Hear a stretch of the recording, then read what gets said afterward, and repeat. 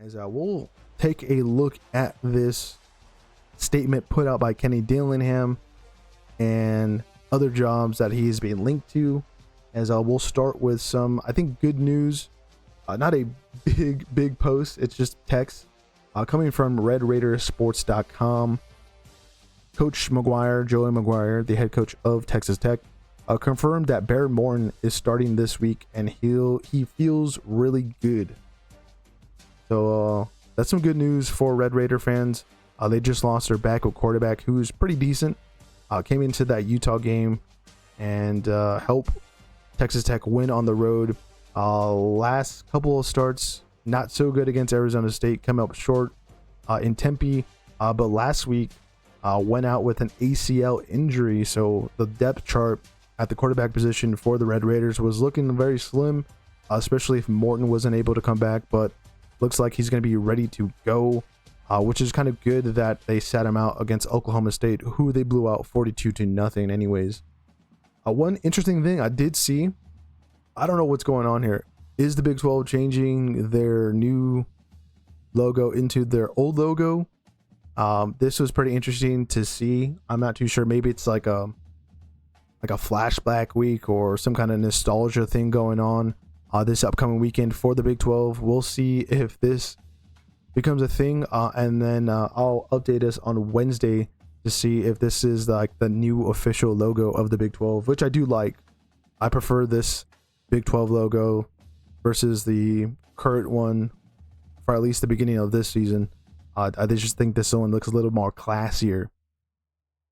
As we keep moving through the news, as the LSU coaching job and what it looks like in terms of coaches being named as favorites. I believe Lane Kiffin could be a guy headed to Baton Rouge. I'm not too sure if that'll be a thing. It'd kind of be a stab in the heart for Ole Miss fans, as that's technically a rival.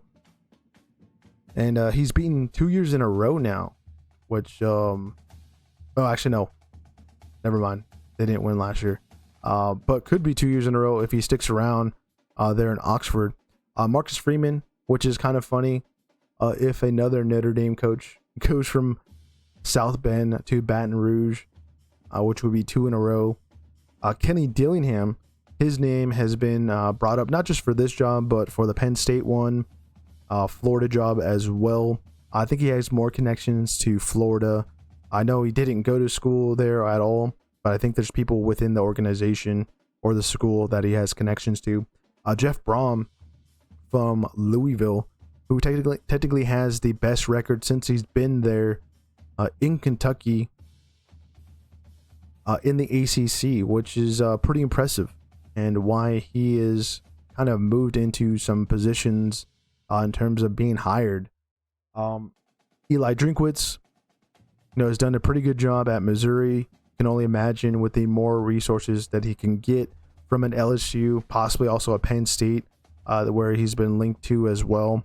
Clark Lee, we mentioned him in our aftermath video or section when we did that yesterday about him being linked to some of these jobs. Obviously, he is a big Commodores fan before he even got that job, so it's gonna be a lot of money to maybe have him move out of Nashville. I'm not too sure if he would be one of those to actually move. I feel like him and Dillingham kind of already have their dream job, but more money can possibly also move you out of your dream job. And another guy, Brent Key at Georgia Tech, he's done an excellent job over there. Has done now things that haven't been done since like the 40s, where it's Georgia Tech is undefeated for the first time since then. I don't know if it'll turn into anything this season, because they still have quite a few games that they had to pass if they were ending up at that echelon level. John Summerall is the one that I've seen a lot of. I already talked about him in previous weeks this season, of being a guy possibly moving on from Tulane, who I think would be able to recoup and get a guy. It's just going to be kind of disappointing to obviously see him move, but he's just gone up the ladder. He was at Troy, won a conference championship or two there in the Sun Belt. Moved now over to just Tulane.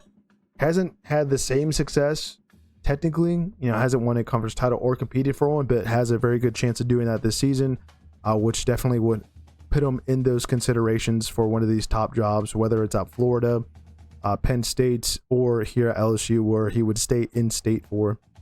But technically, he's also talked a lot of trash about LSU not playing Tulane, which is kind of also interesting. Joe Brady, I'm not too sure if he's the offensive coordinator or defensive coordinator for the Bills, but that's the only NFL link I've actually seen so far. I'm kind of surprised to not see any more guys be considered for jobs. I thought Cliff Kingsbury would be a decent fit here at the college level for one of these jobs. He did an excellent job at Texas Tech. Obviously, it didn't work out for him at Arizona, but I think at the college level, he can really excel in, especially with the offenses that he runs.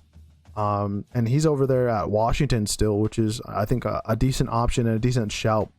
Other NFL guys that I can think of off the top of my head, I can't really think of. I thought Fran Brown would have been the only other guy that I thought could have slotted in to be possible candidate for these jobs, but it seems like the luck that he's been dealing with since the Steve Angeli injury might push him out of consideration, because again, the record right now for the Orange isn't looking too good. But Kenny Dillingham, who was on that list, this is coming from Jacob Brooks, talks about in this post that Kenny Dillingham was asked if he thinks about coaching openings at Penn State and LSU, and he shuts it down immediately. Talked about, quote, "My number one focus is our players, our football program, our football team. Everything about us that simple. I am singularly focused on us," which is kind of why I think he probably stays in Arizona State. I think he really wants to build something there in Tempe. Again, he's been with that program for such a long time. I think he goes back to when I actually had a teammate playing there at Arizona State. That's back in 2011, 2012, which is kind of actually when technically he would have been a student, which is kind of crazy of his come up. And yeah, I think he's just a guy that's going to be there for a long time. Same thing for, I think, Clark Lee. There's just a lot more opportunity in terms of winning because of NIL and things kind of evening out. You don't really have the superpowers like you had with Alabama and Georgia the last 10 years. So that's kind of why I'm also thinking maybe there's not going to be these crazy moves from guys that are already, again, in their dream jobs. But for some other guys, yeah, they're definitely going to be on the come up. Summerall, I think, could be a guy that could be on the move. Marcus Freeman, I don't think he would leave that Notre Dame job. He's done such a better job than Brian Kelly. He's taken it to another level where they're competing with SEC schools, but also we're in this an era where you can actually pay your players somewhat. I think James Franklin, to be quite honest with you, could end up at LSU because he already has had the success in the SEC at Vanderbilt, so that could be very much an option. Florida would also be a pretty good spot for Franklin to land in, but we also got to think too, because maybe there's a coach in the Big Ten, in the SEC, Big 12, to where they get pulled out of that position, and that's where James Franklin also ends up. And then some of the obviously these other coaches. I don't know if Brian Kelly would end up coaching again anytime soon. Coach Ogeron, I think, could fill in some of these spots. That could definitely be a possibility. We got to also think of jobs that are not open yet. I think Mike Novell at the end of the season could be let go there at Florida State. So there's another position that will open up eventually. I've also seen rumors for LSU of Dan Lanning. That was another one I was kind of surprised to see. I'm Dan Lanning leaving Oregon, where again, I think he's done a better job than his predecessor, which would have been Mario Cristobal, who left for the job in Eugene to go down to Miami. But there's just so many options. I think this season's coaching carousel is going to be crazier than 2 years ago when Nick Saban retired. There's just so many more open jobs. Last year we kind of didn't really get too many moves because guys just were, I think, kept because of the massive buyouts that they had last season versus this season. That's why you saw Napier go, Franklin, and now Brian Kelly. One thing I thought was pretty interesting to see, this comes from FBSschedules.com. It's a pretty cool site where you can see like feature schedules of all of the major college football programs. Interesting things to look at, because for a lot of these opening jobs that we're going to be seeing filled, here are their first opponents. For Arkansas, they'll be playing North Alabama, so not a crazy game. For the Razorbacks, for Florida, they'll be playing FAU in their opener next season in 2026. LSU, last year they played Clemson. This past season they played Clemson.